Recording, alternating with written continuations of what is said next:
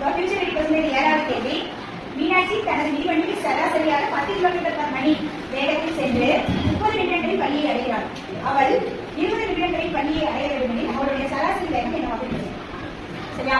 30 நிமிஷம் பள்ளியை எழுதிட்டானா, டைம் எடுத்துட்டானா, எவ்வளவு ஸ்பீட்ல போறா? 10 கிலோமீட்டர் ஸ்பீட்ல போறா. அப்படின்னா 20 நிமிஷத்துல ஸ்கூல்ல போய் ரீச் ஆகணும்னா எத்தனை கிலோமீட்டர் ஸ்பீட்ல போறோம்? ஸ்பீட் அப்படின்னு வரும், டிஸ்டன்ஸ் பை டைம். சரியா? ஸ்பீடுக்கு என்ன வரும்? Distance by time.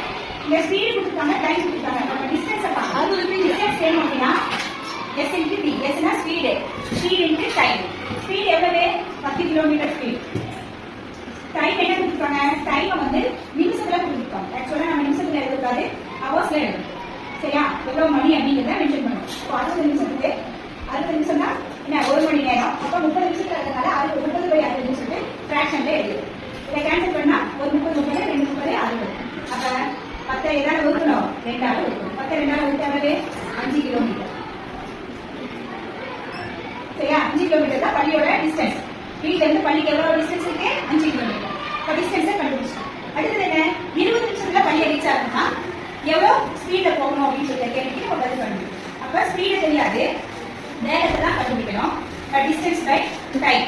D by D அப்படிங்கிற பார்க்கலாம். இங்க கொண்டு வரும். டிஸ்டன்ஸ் எவ்வளவு? 5 கிலோமீட்டர் பை டைம் எவ்வளவு? 20 நிமிஷம். 20 நிமிஷமா எழுதக்கூடாது, அது மணி ஆயிடும். அப்ப 20/60.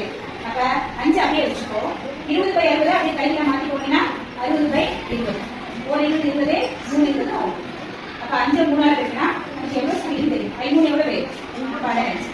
அப்ப 15 கிலோமீட்டர் மணி அப்படிங்கிற ஸ்பீட்ல போனா